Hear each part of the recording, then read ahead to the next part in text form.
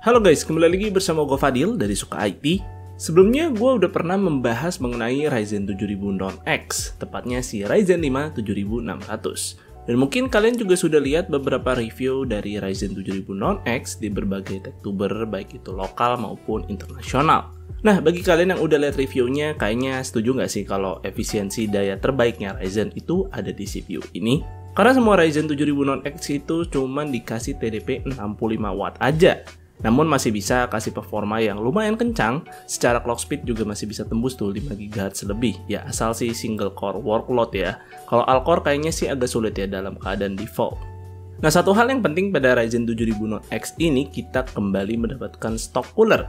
Ya sebenarnya stock cooler yang diberikan itu udah cukup untuk menghandle CPU tersebut, sekalipun si Ryzen 9 7900 yang merupakan CPU 12 core ini. Kalau nggak percaya, lihat nih hasil clock speed dan package power yang dihasilkan menggunakan stock cooler. Pada tes 10 menit menggunakan Cinebench R23 multicore, rata-rata seluruh core-nya bisa berjalan di atas 4,3 GHz dengan package power flat di 90 watt, yang mana ini sudah sesuai dengan TDP 65 watt CPU Ryzen. Dan menariknya, suhu yang dihasilkan itu cuma 64 derajat aja. Jadi adem banget kan pakai stock cooler doang. CPU-nya ini 12 core beneran loh. Well, sebenarnya gue bukan cuman mau membahas persoalan stock cooler doang di video ini, karena bukan itu topik utamanya. Di sini gue ingin menyampaikan ke kalian kalau dengan sebuah stock cooler aja Ryzen 7000 Non-X itu masih bisa diperas lagi nih performanya. Bukan dengan overclocking, bukan. Caranya gampang kok, tinggal enable fitur Precision Boost Overdrive atau disingkat PBO.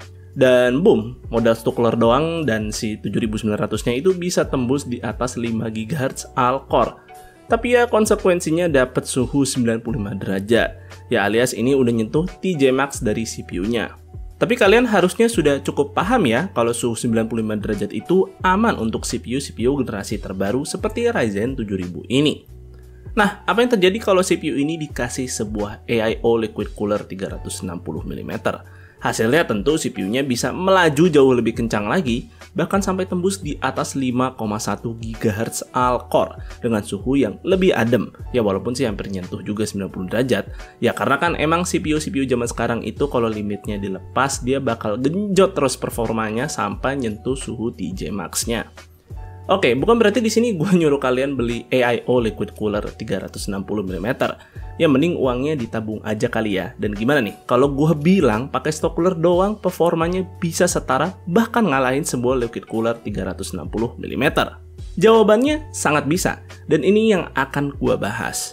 Tadi sebelumnya gue udah kasih lihat ya kalau dengan enable fitur PBO aja, CPU-nya itu bisa langsung ngacir performanya. Ya karena kan power limitnya dilepas, jadi CPU-nya lari sekencang-kencangnya sesuai kemampuan motherboard dan sampai menyentuh suhu TJ Max-nya. Nah, PBO pada CPU Ryzen itu masih bisa kita tuning lagi untuk mendapatkan performa yang lebih optimal lagi. Karena kita akan melakukan tuning di sini, tentu diperlukan campur tangan user. Tapi tenang aja, variabel yang ada di settingan PBO ini jauh lebih mudah dipahami dibandingkan melakukan overclocking. Oke deh, nggak usah basa-basi, langsung gua kasih lihat aja nih praktiknya. Pertama-tama tentu buka menu BIOS motherboard terlebih dahulu. Dan by the way, motherboard yang gua gunakan ini ada deskripsinya ya di bawah. Nah, kalian tinggal cari aja tuh menu PBO yang biasanya itu perlu masuk dulu ke dalam menu AMD overclocking. Dan pada posisi default biasanya sih PBO tertulis auto. Nah, kita ubah auto ini menjadi advanced. Dan setting-setting di sini kita abaikan dulu apa adanya. Sekarang kita ke menu Curve Optimizer terlebih dahulu. Nah, gue jelasin dulu. Curve Optimizer ini fungsinya untuk menaikkan dan menurunkan voltase. Bedanya dengan overclocking manual, voltase yang diberikan itu nanti bakal si algoritma yang menyesuaikan. Dan kita hanya perlu memberitahu voltasenya itu perlu naik atau turun. Karena kita di sini pakai stock cooler, tentu cara untuk memaksimalkan performanya adalah dengan menurunkan voltase CPU-nya. Alias kita akan melakukan undervolting. Yang tentu ya sama seperti melakukan overclocking, hasilnya ya akan sangat bergantung dengan CPU yang kalian punya. Jadi sebagai disclaimer di sini apa yang gue praktikan tidak menjamin akan berjalan stabil pada CPU yang sama. Oke, kalau kalian sudah paham di sini kalian pilih Curve Optimizer-nya menjadi all core dan pada optimizer sign-nya kita pilih negatif. Lalu pada optimizer magnitude, ini bisa dikatakan sebagai range voltase yang perlu ditambah atau dikurang. Dan tadi kita udah pilih negatif, maka voltasenya akan dikurangi. Berdasarkan penjelasan resmi AMD, variabel maksimal yang bisa dimasukkan di sini adalah 30. Yang tiap jumlah 1 itu diperkirakan setara dengan 3 mV sampai 5 mV. Saran gue sih kalian mulai aja dari memasukkan 10 di sini dan tambah terus 10 sampai 30 atau sampai tidak stabil nih hasilnya. Baru kurangi 5 sampai menemukan hasil yang stabil.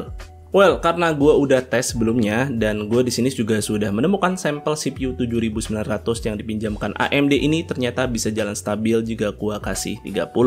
Namun sekali lagi, gue tidak menjamin CPU 7900 yang kalian miliki akan bernasib sama seperti ini. Jadi bisa aja kurang dari ini nih hasilnya.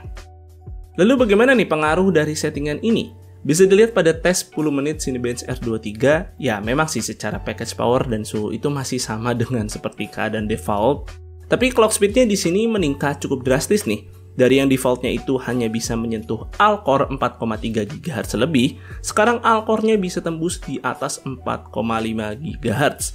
Yap, kita dapat ekstra 200 MHz tanpa menaikkan power limit sama sekali. Bisa dilihat tuh, package powernya tetap stay di 90 Watt. Dan kalau dibandingkan dengan posisi defaultnya menggunakan liquid cooler 360 mm, settingan ini memberikan ekstra clock speed 100 MHz lebih tinggi dan sekali lagi hanya menggunakan stock cooler. Selain tes Cinebench, gue juga tes hasil settingan ini pada berbagai skenario productivity hingga video games, yang hasilnya bisa dilihat sebagai berikut.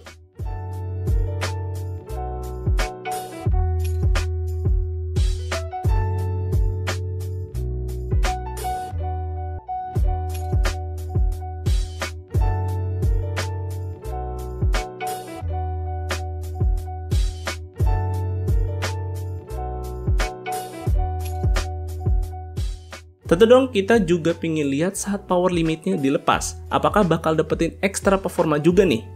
Oke, kita kembali lagi ke menu BIOS. Kali ini pada settingan PBO limits, kita ubah dari auto menjadi motherboard. Yang artinya ini limitasi CPU tidak akan berpatok pada TDP lagi, melainkan akan berjalan sekencang-kencangnya sesuai dengan kemampuan motherboard dengan catatan nih, motherboard kalian punya VRM yang cukup oke ya, supaya potensi maksimal CPU Ryzen 7000-nya bisa keluar.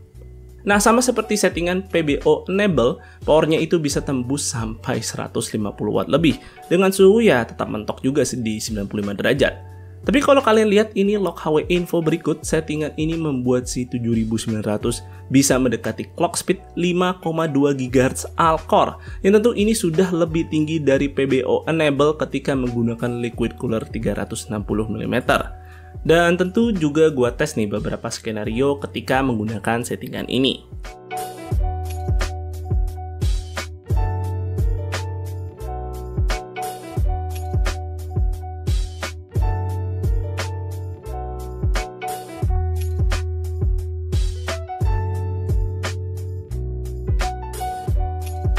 Nah, kalau kalian sulit berjalan stabil ketika curve optimizernya itu di set minus 30, gue juga coba set di minus 15, dan hasilnya juga masih cukup oke loh, karena settingan ini membuat penggunaan stock cooler itu memiliki hasil yang serupa dengan liquid cooler 360 mm.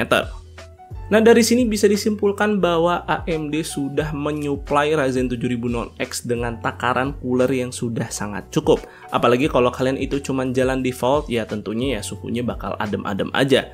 Tapi bagi kalian yang punya jiwa entusias, tentu kombinasi stock cooler dan Ryzen 7000 Non-X ini bisa menjadi combo yang mematikan loh, jika kita tuning PBO-nya. Uji coba ini juga menunjukkan betapa efisiennya chip Zen 4 pada Ryzen 7000 Non-X yang sampai-sampai CPU 12 core aja sudah bisa menyentuh hampir 5,2 GHz menggunakan stock cooler. Yang sebenarnya ini tinggal beda 200 MHz lagi sampai bisa nyentuh boost clock maksimalnya.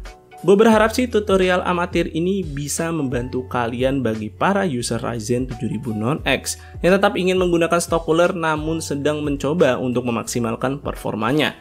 Yang gue rasa jika kalian mau meluangkan waktu, duit untuk beli coolernya itu bisa kalian tabung tuh.